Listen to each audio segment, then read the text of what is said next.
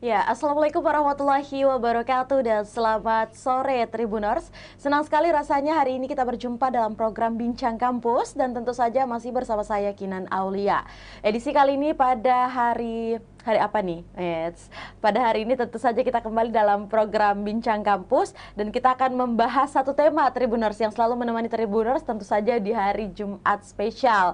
Ya, semoga Jumat ini juga membawa keberkahan untuk kita semua. Amin amin ya rabbal alamin. Baik, telah hadir di studio Tribun Timur satu perempuan cantik dan satu laki-laki yang paling ganteng di antara kita berdua ya.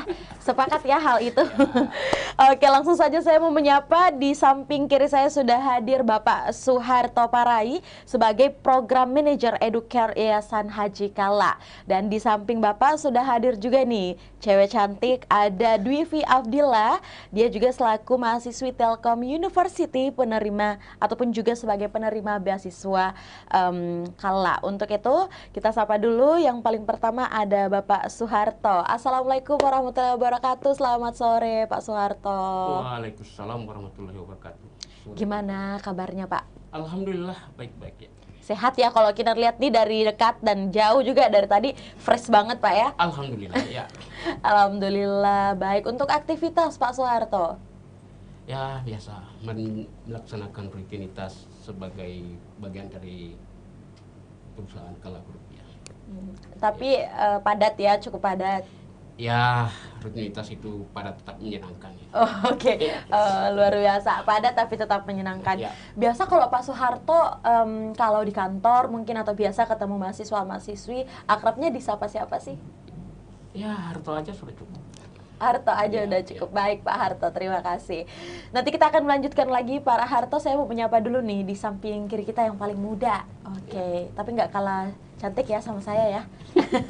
Oke, ada Dwivi Afdillah ya, mahasiswa Iya, Telkom betul. University, dan dia juga merupakan penerima beasiswa Kala. Halo, assalamualaikum Dwivi. Halo Kak, waalaikumsalam. Oke, cantik ya, cantik banget. Dwivi apa kabar? Alhamdulillah baik Kak, Sehat ya? sehat. Alhamdulillah. Aktivitas sebagai mahasiswa padat. Aktivitas sebagai mahasiswa sekarang tuh ini Kak lagi menjalani PKL, tepatnya di Pengadilan Negeri Makassar. Wow, jadi lagi masa-masa magang ya? Iya betul. Oke, tapi magangnya gimana, lancar? Alhamdulillah sejauh ini lancar Kak, dan 12 September nanti udah kelar magangnya. Oke, udah sistem penarikan. Iya, betul. Oke, kalau gitu sebelum kita terlalu jauh Tribuners, karena hari ini kita sudah menyiapkan satu tema spesial khusus beasiswa Haji Kala. Kita sudah menyiapkan satu tema akan membahas mengenai raih cita-cita bersama beasiswa Kala. Gimana sih mungkin meraih cita-cita didampingi beasiswa dari Kala? Untuk itu kita akan dengarkan dulu. Mungkin yang pertama langsung ke Pak Harto terlebih dahulu. Pak Harto, mungkin di awal obrolan kita bisa Anda jelaskan atau perkenalkan terlebih dahulu, sekalipun ini kayaknya udah nggak asing lagi ya beasiswa Kala ini, kepada seluruh Tribuners dimanapun berada dan pemirsa di Sulawesi Selatan khususnya. Untuk beasiswa Kala sendiri mungkin latar belakang hadir dan berdirinya itu seperti apa sih perjalanannya Pak Harto? Beasiswa Kala sebenarnya itu lahir sebagai keinginan besar dari pendiri perusahaan Kala, yakni Pak Kala dengan Bu Atira, untuk bisa berbuat untuk bangsa dan negara.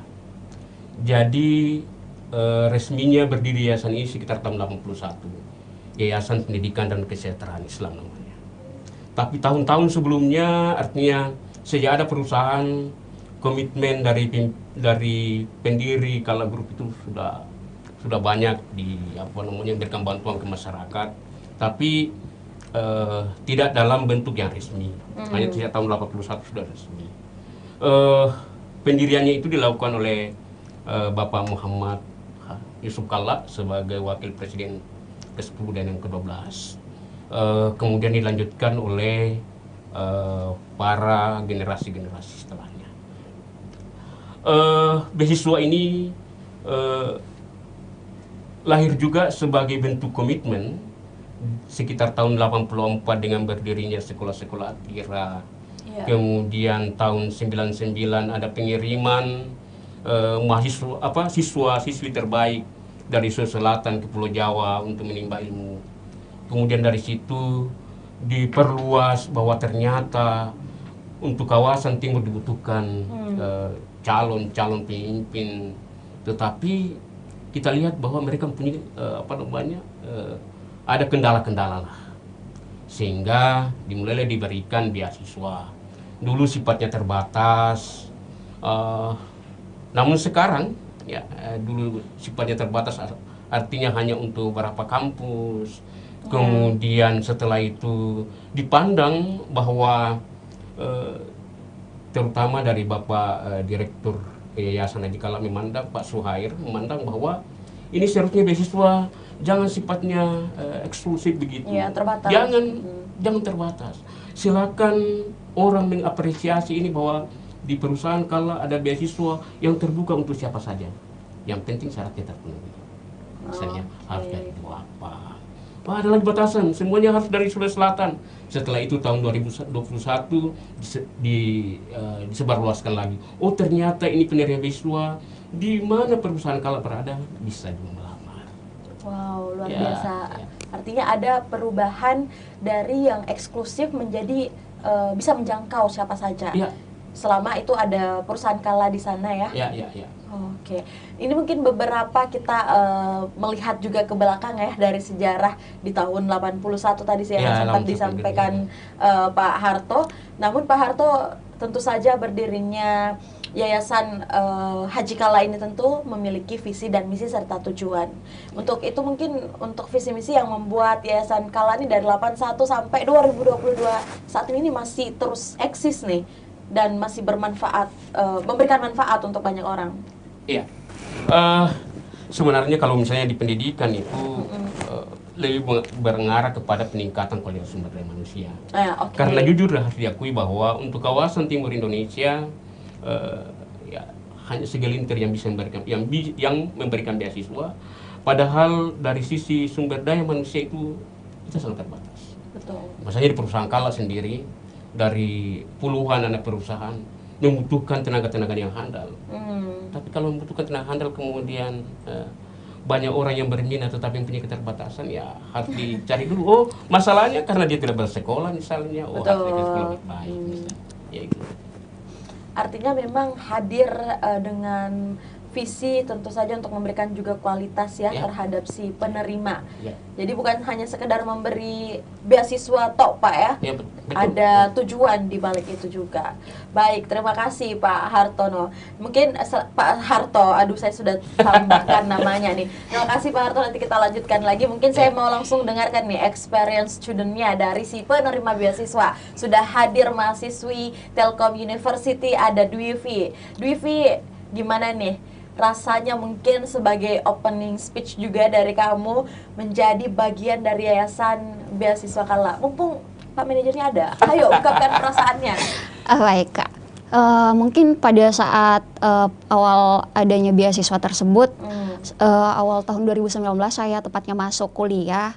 Habis itu sempat masuk kuliah, daftar, terus kayak daftar berbagai universitas kayak SN begitu Kak. Terus habis itu dan alhasil nggak lolos di kampus negeri dan saya melanjutkan. Ya, begitulah Kak, sedih banget. Harusnya ngomong, enggak Kak, sudah ada Yayasan Beasiswa Kala. Terus pada saat itu punya plan B kayak gitu, harus kuliah paling tidak di kampus ternama. Nah, itu salah satu impian saya. Terus saya pilih Telkom. Habis itu ternyata di Telkom kita tahu biaya Telkom gimana. SPP saya lumayan dibilang gede Kak. Terus pada saat itu saya juga mulai mencari beasiswa dan nemu beasiswa Kala. Dan saya baca-baca persyaratannya ada jalur prestasi. Nah, di situ ada jalur prestasi akademik 1, akademik 2 dan saya alhamdulillah lulus di jalur akademik 1 seperti itu. Soalnya kampus saya itu termasuk kampus 20 terbaik Kak di Indonesia. Oke, luar biasa. Dan apalagi dengan hadirnya beasiswa Yayasan Kala sangat membantu juga ya pastinya untuk Dwivi. Sangat membantu Kak. Baik itu dari kan harapan saya juga untuk adanya beasiswa ini kan kayak tujuannya untuk meringankan beban orang tua. Soalnya kayak Telkom tuh biayanya mahal. Kayak kita udah dikuliahin tapi dapat ekonomi ini dari orang tua juga susah kayak gitu. Jadi harus kayak bantu orang tua dengan jalur beasiswa seperti itu. Luar biasa ya anak sekarang. Oke, nanti saya akan lanjutkan lagi mungkin Dwivi ya. Dan memang kalau saya kembali mungkin langsung ke Pak Harto. Nah ini mau saya membahas sedikit nih yang disampaikan oleh Dwivi mengenai ekonomi keluarga. Nah ini mungkin menjadi sorotan juga kalau kita lihat di sektor pendidikan Pak Harto ya, bahwa memang banyak sekali teman-teman di luar sana yang mungkin belum memiliki kesempatan, bukan tidak bisa, tapi belum memiliki kesempatan mungkin untuk bisa seperti Dwivi dan teman-teman yang lain.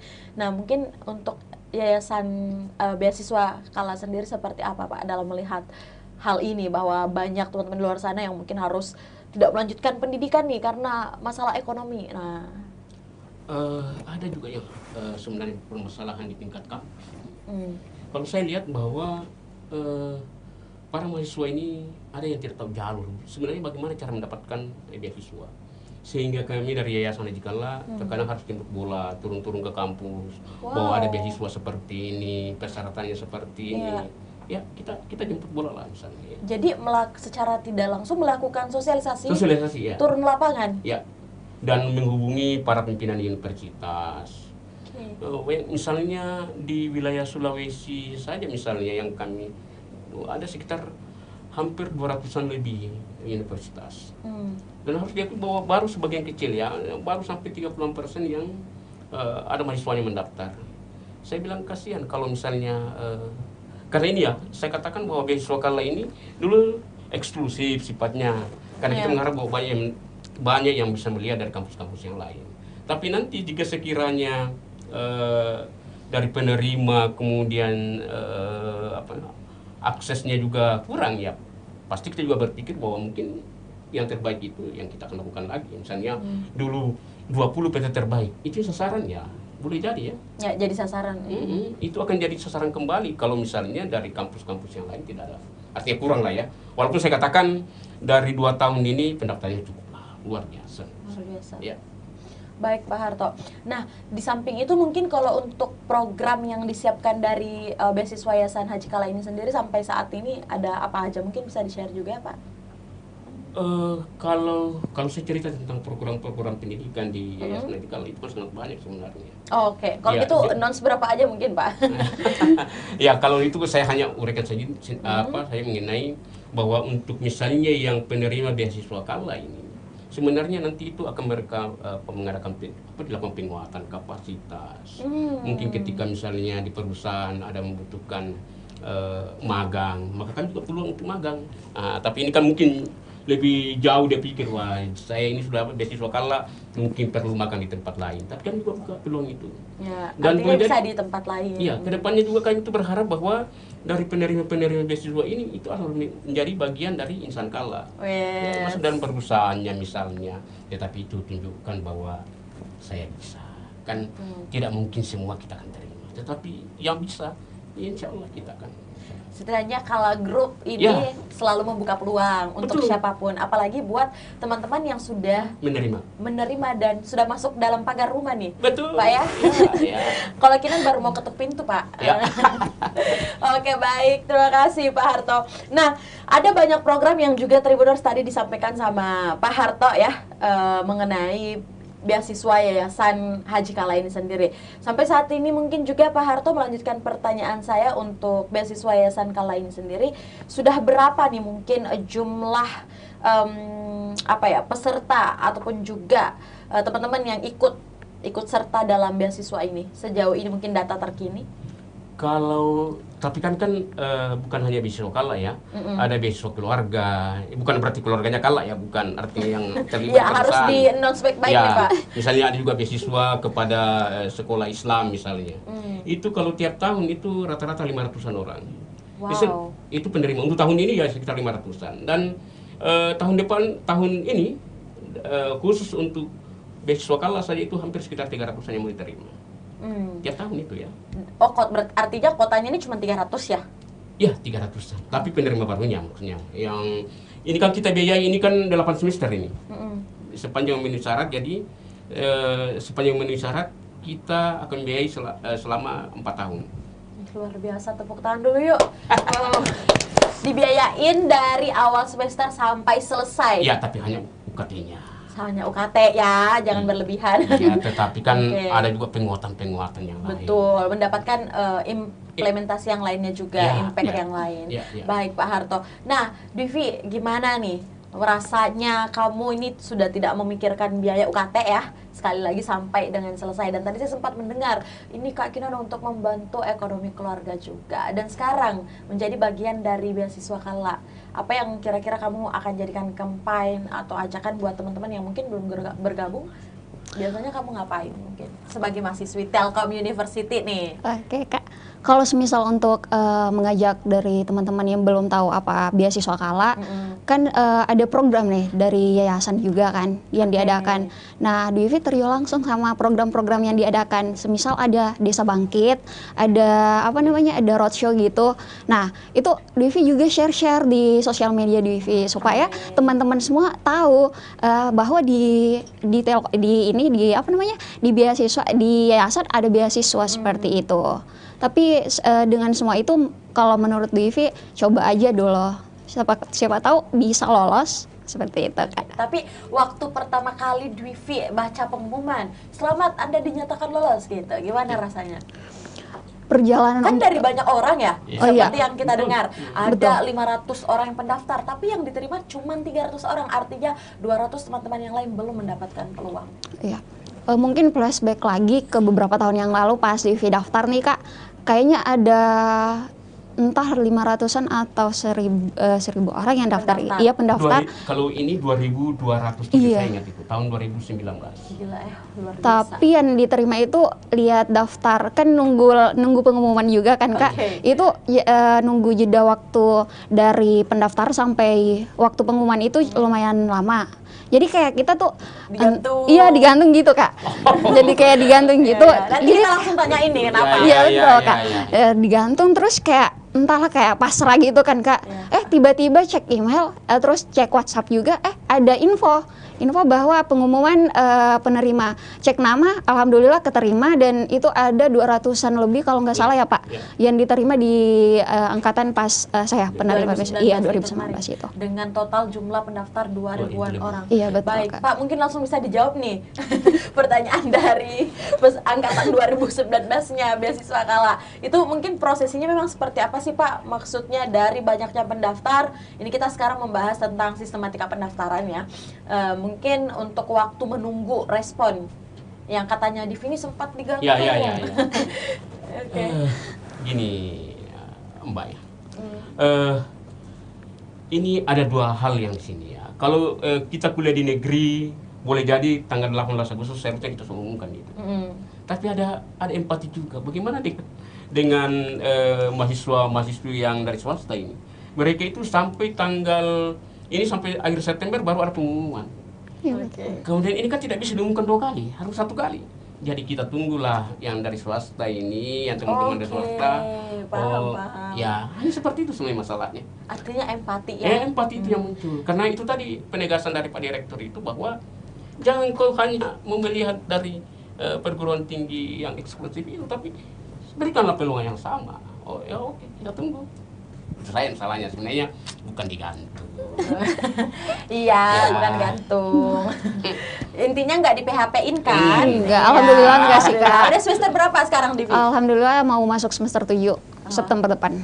Tanpa biaya spesial pun ya untuk UKT. Alhamdulillah. Alhamdulillah, luar biasa. Baik Pak Harto dan Divi, sebelum kita ke segmen berikutnya, Pak Harto, ini kan tadi kita udah ngobrolin juga nih tentang beberapa jejak atau jenjang karir berdirinya beasiswa Kala ini sendiri, dan juga yang telah membantu adik-adik dan teman-teman kita yang sangat banyak di luar sana. Namun mungkin untuk tantangan, kita mau bahas tantangan nih. Mungkin untuk Pak Harto sendiri sebagai program manager ya dari Educare Yayasan Kala ini, sampai di tahun 2022 ini, apa sih yang kadang membuat Bapak nih merasa ada tantangan atau challenging? Ya sebenarnya tantangannya itu tadi. Artinya dari perusahaan, dari Kala Group, sudah punya komitmen bahwa semakin banyak istilahnya pendapatannya, itu, maka akan semakin banyak penerima beasiswa. Pasti. Tiap tahun pasti akan ada diterima. Hanya masalahnya, kita ini sudah sebarluaskan kemana-mana. Masih ada juga kampus yang seolah betulkah ini ada beasiswa? Yang mau menanggung ya? Iya, apalagi yang kurang buka. Ya. Kita sudah kontak, kita sudah hubungi pimpinannya, bahkan ada yang proses tanya jawab lah istilahnya di WA, di kayak interview Instagram. Pak ya? Ya, semuanya ada. Dan itu menjadikan ya. Kemudian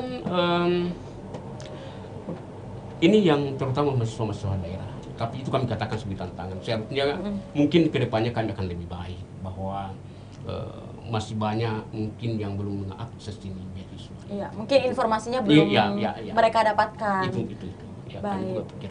Dan itu mungkin jadi inovasi terbaru juga pastinya, atau apa ya, mungkin jadi pembelajaran nih buat teman-teman khususnya di beasiswa Kala. Gimana mungkin supaya teman-teman yang di daerah yang informasinya terjangkau tetap bisa mendapatkan informasi terkini terhadap ternyata ada nih program beasiswa Kala. Mereka juga itu Apa nih Pak? agak kurang kunjungan ke website misalnya. Kunjungilah ke website. betul. Iya, oke. Nanti kita tanya juga website dan sosial medianya seperti apa, dan masih banyak pertanyaan lagi yang sudah saya siapkan untuk Pak Harto ya. Kalau gitu Divi, sebelum kita ke statement berikutnya untuk Divi sendiri nih. Ini kan sudah di semester 7 ya? Iya, betul. Oke, artinya sudah 2 tahun merasakan beasiswa Kala ini sendiri. Apa sih, Vi, yang kamu rasa menjadi mahasiswa yang mendapatkan beasiswa berprestasi dibanding mungkin teman-teman yang mungkin tidak mendapatkan ini? Maksudnya, kamu bisa memberikan contoh pandangan nggak mungkin? Kalau menjadi mahasiswa, atau mungkin kayak ada beban nih, kayak Kinan ada amanah, atau kayak gimana sih yang kamu rasa? Kalau seputar sebagai penerima beasiswa gitu kan Kak, pasti ada syarat. Nah, syarat itu harus dipertahankan gitu loh Kak. Kayak semisal kayak IPK. Nah, menurut Vivi itu adalah tantangan berat pastinya. Kayak mempertahankan, terus dibandingkan teman-teman yang gak dapat beasiswa atau bisa dibilang dapat beasiswa dari orang tuanya sendiri, itu kan itu bukan beasiswa saya. beban keluarga Kak. Kewajiban. Ya, kewajiban. Nah, gitu kan Kak. Terus kayak lihat teman yang lebih menghabiskan waktu di luar dibandingkan untuk posisi dalam bidang akademik gitu kan. Tapi Dwi Vi sendiri harus mempertahankan IPK Dwi Vi. Jadi orang tua sendiri kadang bilang kayak orang lain itu hanya bisa lihat ini, bisa lihat hasil dari apa yang kamu rasakan, tapi di usahamu itu dia nggak lihat, kayak nggak tidur, belajar kayak gitu Kak. Ya, jangan nangis. Luar biasa ya Divi. Artinya memang, tapi gini loh, Divi ini bisa jadi inspirasi buat teman-teman yang lain. Misal beasiswa Kala hadir dengan mempertahankan IPK. Nah, nanti kita bakalan tanya juga nih sama Pak Harto langsung, kenapa persyaratannya harus seperti ini. Nah, itu jadi pertanyaan juga. Tapi yang menjadi catatan di sini adalah Divi bisa menjadi contoh buat teman-teman. Sekalipun mungkin Divi mendapatkan beasiswa, tapi nggak cuma-cuma, karena persyaratannya adalah mempertahankan IPK. Kalau boleh tahu, IPK maksimalnya berapa nih? Maksimal di 3,00 Kak. Oke, artinya memang harus rajin belajar ya, sekalipun sebagai penerima beasiswa. Untuk itu nanti kita tanya Pak Harto kenapa nih persyaratannya seperti itu ya. Oke, jadi jangan kemana-mana Tribuners, kita akan kembali lagi bersama teman-teman dari beasiswa Yayasan Beasiswa Kala ya, bersama Pak Harto dan juga ada Dwi Vi. Seusai jeda berikut kita kembali ke segmen berikutnya.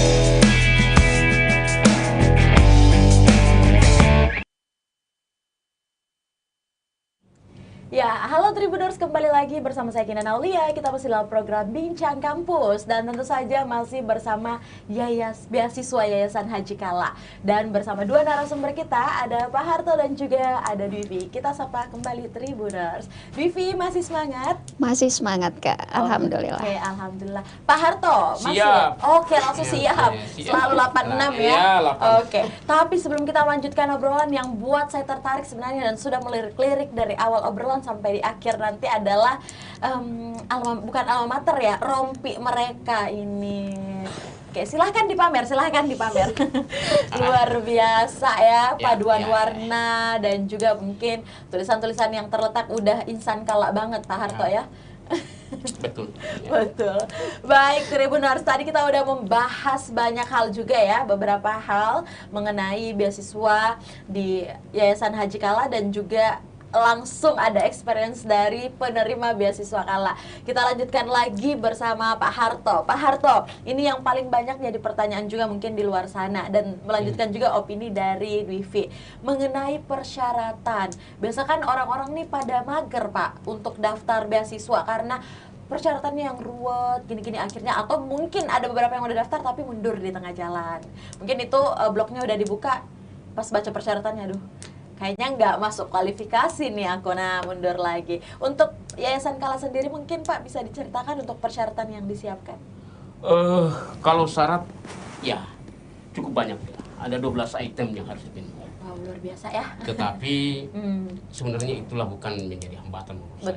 Betul. Karena hanya ada 3 syarat yang harus terpenuhi ketika mendaftar. Paling utama ya? Yang paling utama. Karena kami ini lembaga zakat, secara otomatis pendapatan kami harus lihat bahwa itu adalah bagian dari 8 asnaf penerima zakat, 2 apa misalnya. Yang kedua itu nilai rata-rata rapor ya, karena kita ini kan menyasar sekarang mahasiswa baru. Oke. Ya, jadi kalau nilai rapornya itu rata-rata 8 atau 7,5 ke atas ya, kami harapkan rata-rata 8, silakan mendaftar. Tapi kalau kamu merasa kurang-kurang dari 7,5 ya, hanya itu syaratnya saja 2 kan. Mundur pelan-pelan dulu. Iya, kemudian satunya itu harus ada motivation letternya itu begini ya. Harus ada mereka tulis surat, anggaplah begitu ya. Surat pernyataan mungkin. Iya, semacam motivation letter itu misalnya saya mendaftar beasiswa Kala karena memang mereka berharap, yakinkan kami dari perusahaan Kala bahwa Anda memang layak untuk menerima. Jangan menulis surat kayak ada yang menulis surat cinta mungkin ya. Kalau kami juga ya, kami juga butuh bahwa Anda menulis motivation letter itu tujuan utamanya adalah meyakinkan tim kami bahwa memang Anda layak untuk dibantu. Yes. Sederhana kan, hanya 3. Pendapatan, kalau Anda merasa bagian dari itu. Yang kedua adalah nilai. Yang ketiga adalah motivasinya. Motivasinya apa? Ya.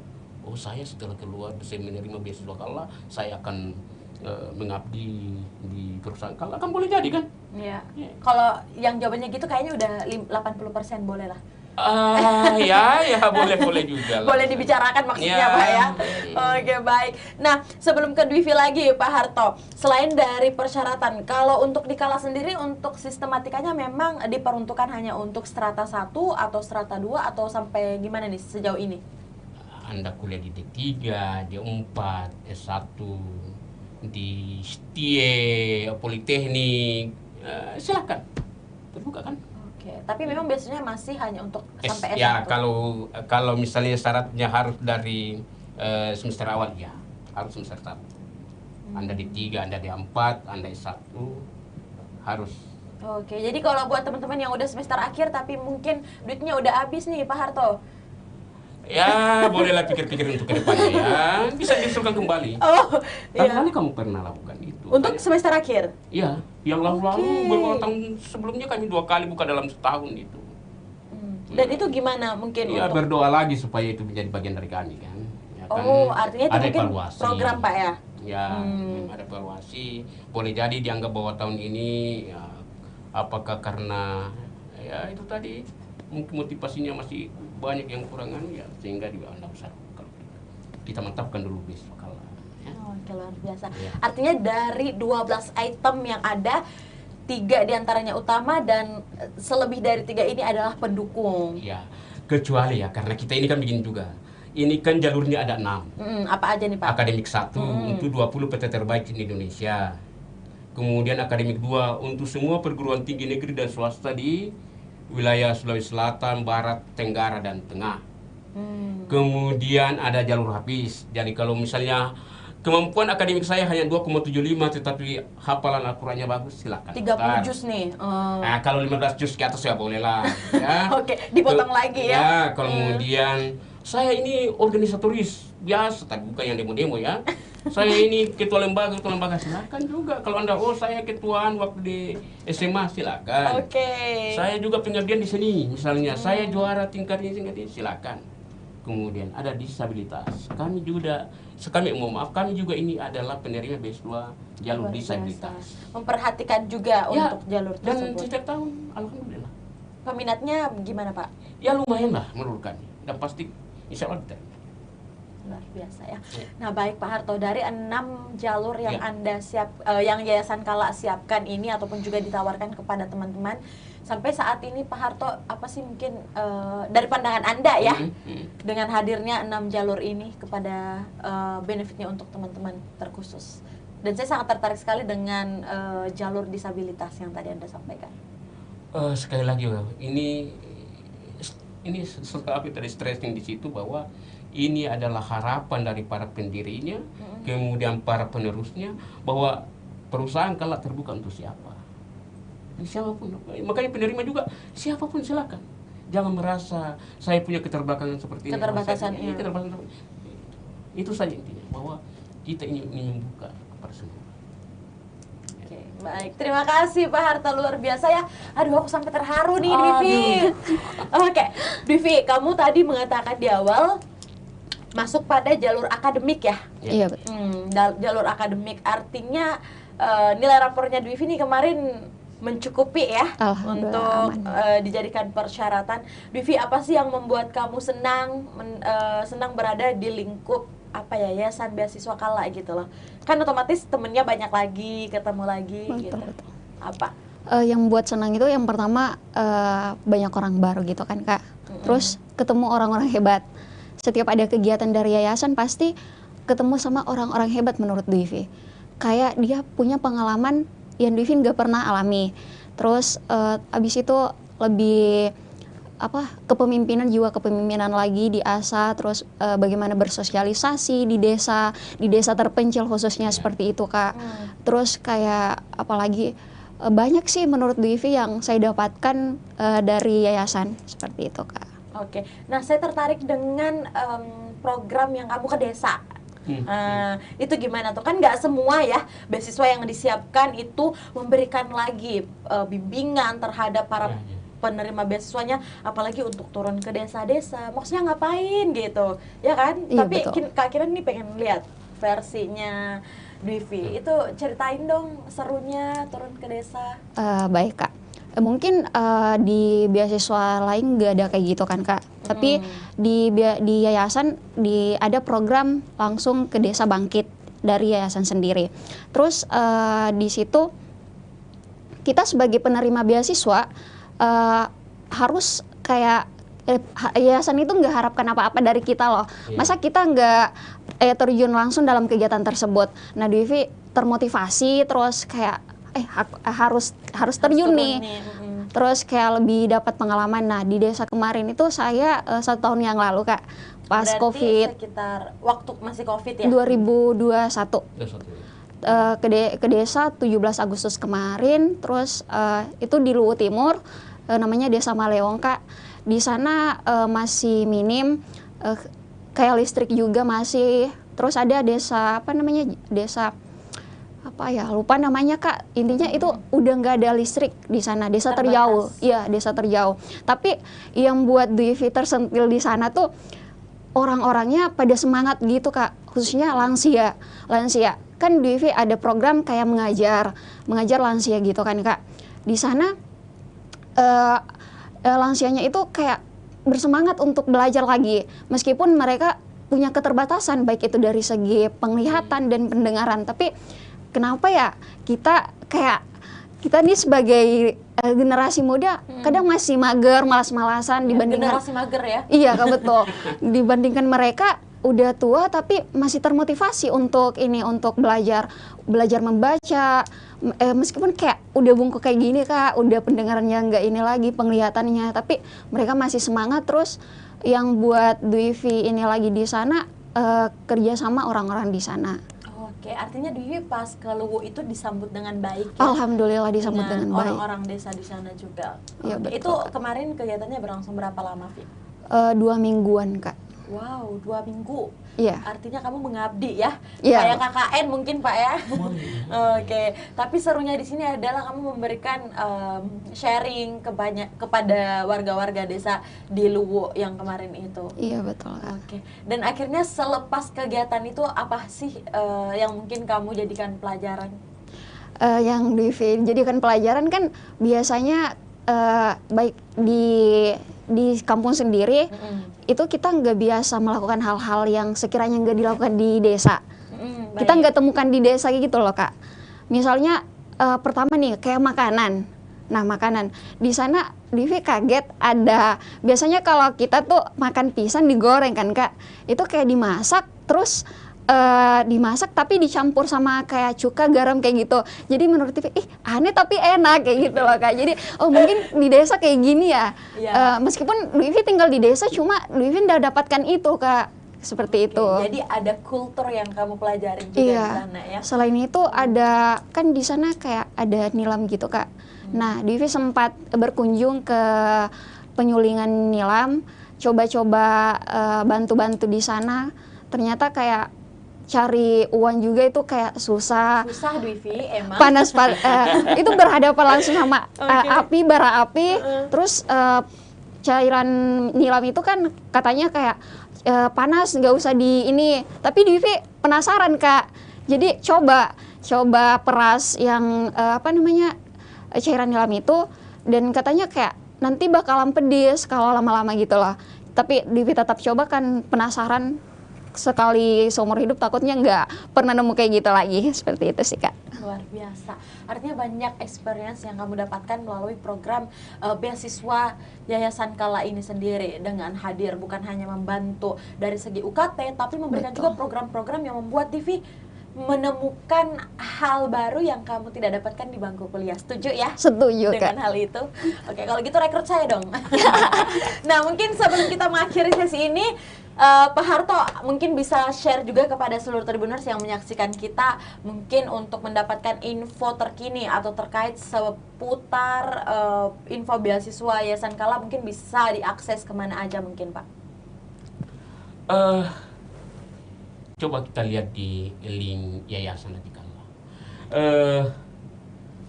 Kami juga perlu sampaikan begini. Ya. Educare itu hanya merupakan bagian kecil di yayasan. Banyak program-program yang terkait dengan masyarakat umum dan mahasiswa. Silakan akses ke link itu. Kemudian kami punya Instagram.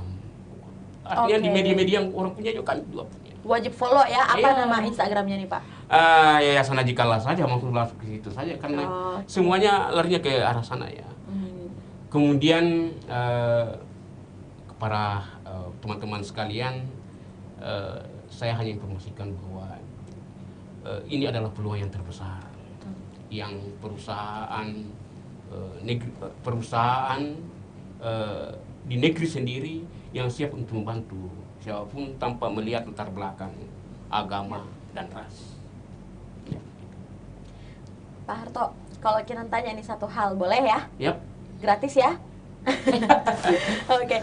Pak, apa sih mungkin selama berdirinya program ini ataupun juga selama berdirinya Yayasan Beasiswa Yayasan Kala, apa mungkin motivasi khususnya buat Pak Harto kepada teman-teman, ataupun juga harapan atau inovasi yang bisa dibuat lagi nih untuk Yayasan Haji Kala untuk lebih berkembang lagi ke depannya?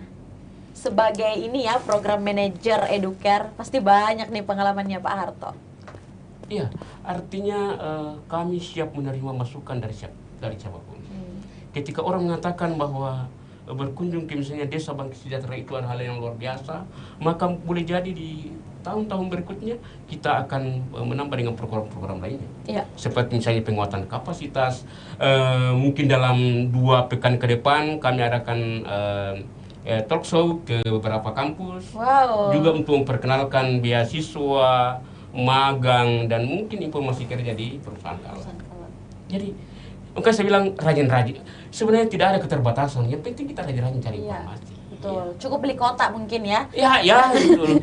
Jadi modal kota dulu biar bisa buka linknya. Boleh jadi juga bisa nebeng-nebeng saja. Oh iya betul, Iya. jangan catering sekarang Pak Harto. Ya.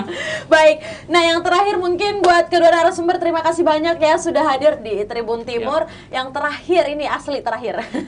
Mungkin saya mulai dari Dwivi dulu sebelum ke Pak Harto. Dwivi, apa sih mungkin harapan kamu terhadap program beasiswa Yayasan Kala yang juga sudah membiayai kamu, membantu kamu dalam segi UKT sampai pada selesai, dan juga mengenal banyak program di luar sana, dan pesan kamu kepada teman-teman di luar sana yang mungkin belum mendapatkan peluang berkuliah seperti kamu. Silakan di sebelah sini. Baik Kak, untuk harapan saya sebagai penerima beasiswa untuk Yayasan Haji Kala, harapan saya semoga bakalan ada lagi beasiswa lanjut S2. Itu adalah harapan saya. Dan Harapan tapi matanya gini ya. Ya, beasiswa. terus untuk apa namanya Kak tadi satu? Buat teman-teman di luar Iya, sana. buat teman-teman yang di mungkin luar belum sana. kuliah, Iya, ya. betul. Mungkin buat teman-teman di luar sana yang belum kuliah ataupun punya keterbatasan dalam hal biaya, teman-teman nggak usah sedih, nggak usah takut. Banyak kok yang buka beasiswa. Terus menurut Dwivi sendiri, kita nggak perlu menjadi hebat untuk bisa mendapat beasiswa, tapi kita hanya butuh kemauan, usaha untuk mendapat beasiswa itu. Seperti itu sih Kak. Keren ya. Oke, Dwivi, cita-citanya apa sih? Padahal udah closing statement, tapi nggak apa-apa, aku pengen tahu. Cita-cita sih berhubung Dwivi jurusan sistem informasi, nggak jauh-jauh dari IT itu sih Kak. Oh, nggak jadi. Bilang aja pengen jadi insan Kala. Ya, Dwivi ya. Itu boleh Hal jadi terbesar udah. itu sih Kak. Oh, udah Pak, udah di-announce anaknya nih. Baik, thank you Dwivi. Luar biasa, Kak. semangat terus belajarnya. Nah, Siap, yang Kak. terakhir nih, ini spesial closing statementnya buat Pak Soeharto. Ya. Pak Soeharto, apa mungkin pesan Anda ataupun juga harapan Anda terhadap Yayasan Beasiswa Kala yang sudah memberikan banyak manfaat dan membantu banyak orang, banyak sektor sampai saat ini? Apa harapan Anda, Pak? Silakan. Perusahaan Kala Group hadir untuk Anda. Salah satu strategi yang dilakukan adalah mencerdaskan anak bangsa, terutama dari kawasan Indonesia Timur. Kenapa tidak memanfaatkan peluang ini? Singkat, padat, tapi tegas ya. Oke, agak scary juga sebenarnya. Tapi luar biasa, kita berikan aplaus meriah untuk kedua narasumber kita, ada Pak Harto dan juga Dwivi pada hari ini. Terima kasih banyak Pak Harto sudah mau main ke Tribun Timur, sudah mau memberikan kita edukasi juga seputar beasiswa Kala. Terima kasih Dwivi, semangat kuliahnya, jangan disia-siain beasiswanya ya. Oke, semoga beasiswa Kala terus memberikan manfaat untuk banyak orang. Kalau perlu kayaknya saya juga mau punya pesan satu, boleh Pak ya? Yap. Bisa ada beasiswa S2, biar kayaknya nanti jadi peserta paling pertama daftar. Kita saingan pokoknya Dwivi ya. Oke, baik, terima kasih Tribuners, terima kasih buat Pak Harto, terima kasih buat Dwivi untuk waktu dan juga kesempatannya sudah berbagi bersama Tribuners dimanapun berada pada hari ini dalam program Bincang Kampus.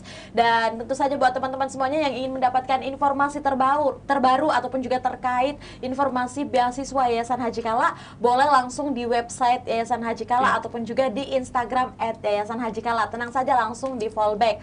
Sudah langsung ada Pak manajernya, jadi tenang. Oke, untuk itu Tribuners, sampai bertemu lagi di program Bincang Kampus berikutnya bersama narasumber dan juga tema yang pastinya selalu menarik dan juga menginformatif buat seluruh Tribuners. Saya Kinan Aulia, mewakili kru dan narasumber yang bekerja pamit. Selamat sore dan sampai jumpa. Wassalamualaikum warahmatullahi wabarakatuh. Waalaikumsalam warahmatullahi wabarakatuh.